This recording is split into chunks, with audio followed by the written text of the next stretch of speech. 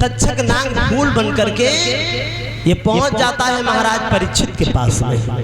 वो फूल परीक्षित ने हाथ में लिया और हाथ में लेकर के जैसे ही वो फूल, आप खड़ी हो जाओ, तुम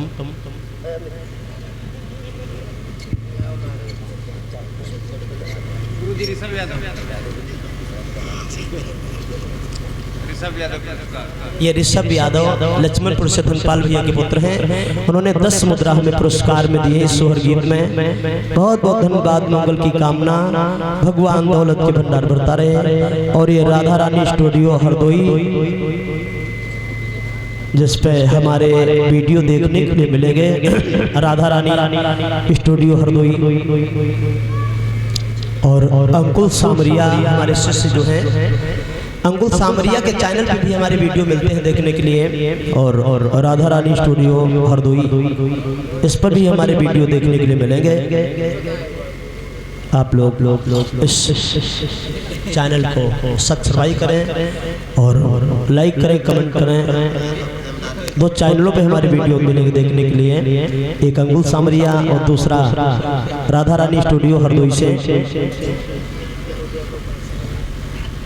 बोलो गोविंद गोविंद भगवान की, सच्चे दरबार की। पुष्प दीजिए।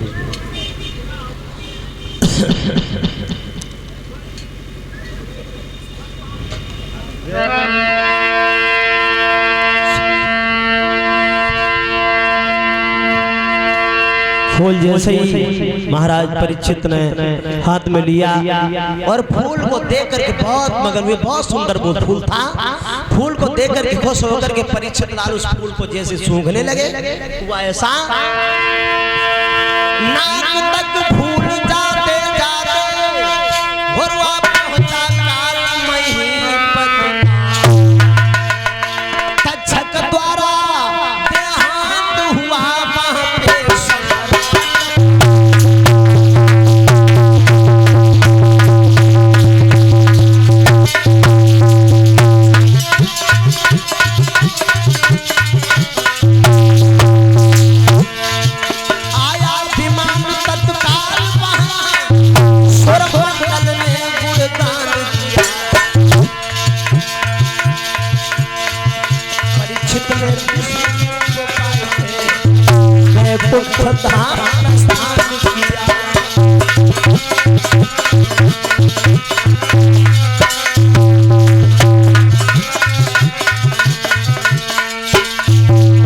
आखिर में परीक्षित लाल को तक्षक नाग ने नाग बनकर के उनकी नाक में डस लिया। बैठ जाइए, दूसरी जगह बैठो, वहां पे नहीं बैठना, दूसरी जगह बैठो। जब नाक में डस लिया है, खाए भूप को छुप गओ तक्षक बेईमान। तक्षक नाग ने नाक में डस लिया और वो वहां से गायब हो गया। नवंदे महाराज परीक्षित की रानी जो वासिक की बेटी है, उसने पत्र लिख करके धनवंतर गुरु को बुलवाया। धनवंतर परीक्षित को जिंदा करने के लिए आ रहे हैं। तक्षक नाग ब्राह्मण का भेष बना के रास्ता में मिला। बोला कहाँ जा रहे हैं आप? धनवंतर बोले परीक्षित को जिंदा करने। तक्षक नाग ने कहा हमने डसा है, तुम जिंदा करने जा रहे हो, आओ हमारे तुम्हारे 2-2 हाथ यही हो जाएं। बोले ठीक है। तक्षक नाग ने वृक्ष में फुसकार मारी, वृक्ष जल गया। धनवंतर ने देखा तो वृक्ष जैसा का तैसा फिर हो गया। तक्षक नाग ने विचार किया अब अगर ये पहुंच गया तो परीक्षित जरूर जिंदा हो जाएगी। उसी समय तक्षक नाग वहां से अंतर्ध्यान होकर विलीन होकर के आगे रास्ता में बेंत बन के पड़ा है। उस बेंत को उठाया और पीठ पे डाल लिया। पीठ थोड़ी देर के बाद खुजलाने लगी तो पीठ को खुजलाया और पीठ को जब खुजलाया तो वो नाग बन करके उनकी पीठ में डस लेता है। धनवंतर ने जब देखा नाग ने पीठ में डस लिया और ये स्वर्गीय धर्मेंद्र यादव के पुत्र शेरा यादव और वाजिद नगर से 500 मुद्रा भगवान की पावन कथा में दान करते हैं। भगवान भविष्य में बच्चे का आगे भविष्य उज्जवल हो और भगवान सद्बुद्धि प्रदान हो, भविष्य में खूब होनहार ये बालक हो। शेरा यादव पढ़ लिख करके भगवान करे कोई सर्विस लग जाए। जब व्यास मन से आशीर्वाद है भविष्य में नाम उज्जवल हो इस बच्चे का। दीर्घ आयु हो। ये व्यास मुनि से मेरा आशीर्वाद है शेरा बच्चे के लिए। बोलो गोविंद भगवान की।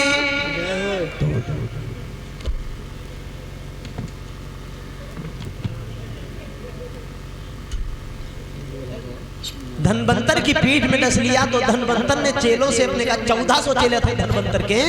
धनवंतर ने अपने चेलों से कहा बेटा ये तो गड़बड़ हो गया, पीठ में डस लिया। तक्षक नाग ने हर जगह नजर जाएगी लेकिन मेरी पीठ पे नजर कैसे जाए? बोले गुरुजी को उपाय? बोले हाँ एक उपाय है, मुझे जमीन में गाड़ दो, 3 महीना तक ढाक बजाओ तो मैं जिंदा हो जाऊंगा।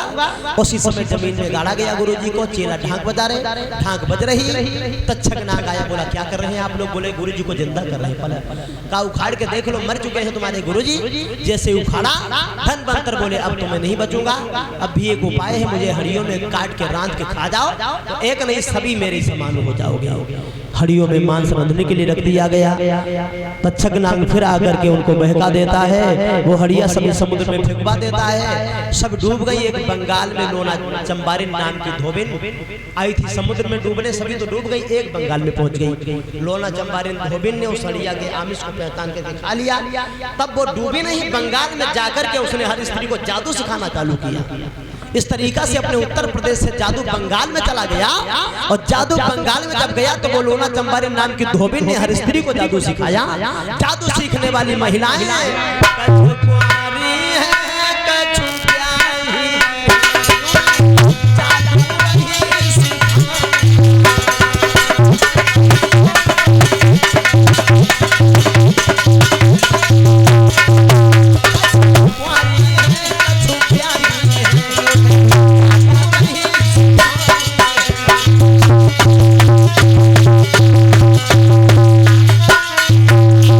हर स्त्री को जादू सिखा दिया।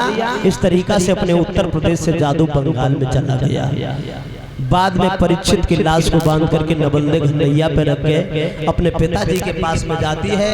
निवेदन किया मेरे पिताजी से निवेदन किया है, मेरे पिया को आप जिंदा कर दीजिए। बासिक ने परीक्षित की लाश को उठवा के दफ्तर से बाहर फेंकवा दिया। नबंदे रोती हुई घनैया पे फिर लाश को बांध लेती है। रोती हुई जा रही नबंदे उस घनैया पे बैठी हुई समुद्र में धीरे धीरे ये बंगाल में लाश पहुंच जाती है। लेकर के बंगाल में किनारे घनैया को रोक के लाश को रख लिया पार पे,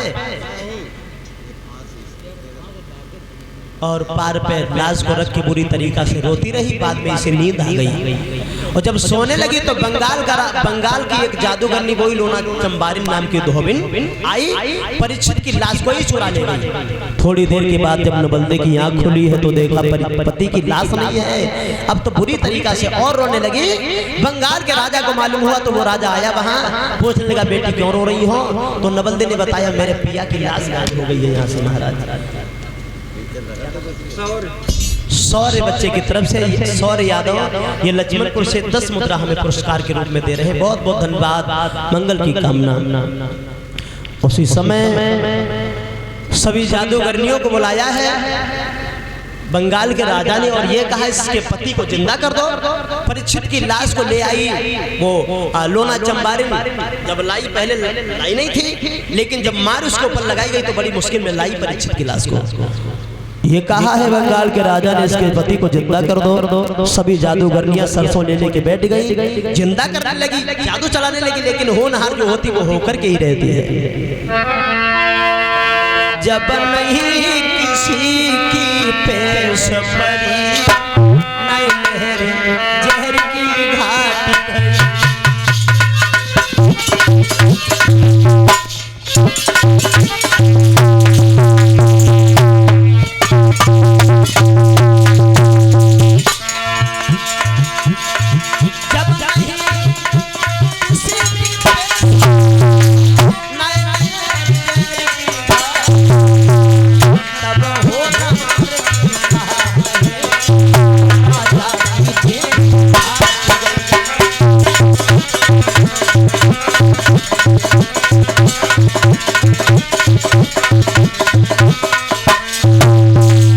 महाराज परीक्षित का जो शरीर था सर फट जाता है। नबंदे रोने लगी बुरी तरीका से सती होने के लिए, लेकिन सती नहीं होने दिया है। बंगाल के राजा ने, क्योंकि नवल्दे को 3 महीने का गर्भ था, समझा बुझा के नवल्दे को हस्तिनापुर को भेज दिया गया। परीक्षित का अंतिम संस्कार किया गया। इधर नवल्दे को भेज दिया। जब समय आने पे नवल्दे के गर्भ से एक लड़का पैदा हुआ जिसका नाम पड़ता है जन्मेजय। जन्मेजय ने 5 साल के जब जन्मेजय हो गए तो एक दिन अपनी मैया से पूछने लगी, मैया मेरे पिताजी कहाँ हैं? सारी कहानी बता दी, तुम्हारे पिता को तुम्हारे मामा ने डस लिया है। उसी समय जन्मेजय ने एक सर्प यज्ञ किया। यज्ञ ऐसा हुआ जिस यज्ञ में सभी सर्प आकर के जलने लगे। तक्षक नाग इंद्र के सिंहासन में चिपट गया। इंद्र का सिंहासन जब खींचने लगा तो इंद्र ने तक्षक नाग से पूछा, तो तक्षक नाग ने सारी कहानी बता दी। जन्मेजय मेरे प्राणों के पीछे पड़े हैं, आप मेरे प्राणों की रक्षा करो। त्राहि माम शरणम, त्राहि माम शरणम, त्राहि माम शरणम। उसी समय इंद्र ब्राह्मण का वेश बना करके जन्मेजय के यहाँ गए और जन्मेजय को किसी कारणवश प्रसन्न कर लिया। तब जन्मेजय ने इंद्र से कहा, तुम जो चाहो सो मांग लो। दरवाजा भरवा के इंद्र ने तक्षक के प्राणों की भीख ही मांग ली। लेकिन जन्मेजय ने कहा तक्षक को लाना तो जरूर पड़ेगा। जन्मेजय तक्षक को ले आए तो जन्मेजय महाराज ने तक्षक के जहर को निचोड़ करके ऐसे छोड़ दिया। इस तरीका से अपने पिता का बदला लिया। बस श्रीमद् भागवत महापुराण में यही तक कथा है। बस कथा यही विराम होती है। और ये मुंशी लाल यादव मास्टर बाग से 10 मुद्रा हमारे सभी सहपाठियों को दूध पीने के लिए और 10 मुद्रा हमारे लिए पुरस्कार में दिए हैं दूध पीने को श्रीमान मुंशी लाल यादव जी ने मास्टर बाग से। बहुत बहुत धन्यवाद। मंगल की कामना सभी दानदाताओं के यहाँ। धन धान की वृद्धि होती रहे, सुख शांति बढ़ती रहे। ये 7 दिन तक बड़ी धूमधाम से भगवान की कथा का समारोह रहा। बड़े आनंद में भगवान की कथा का ये आज 7वां दिन संपन्न हो रहा है। पूर्णाहुति हो रही है भगवान की कथा की। कथा तो यही विराम होती है। कथा विसर्जन होती है, सुनो पीर हनुमान, जाके आसन लीजियो, प्रभु सिया सहित भगवान। कथा तो यही विसर्जन होती है। आज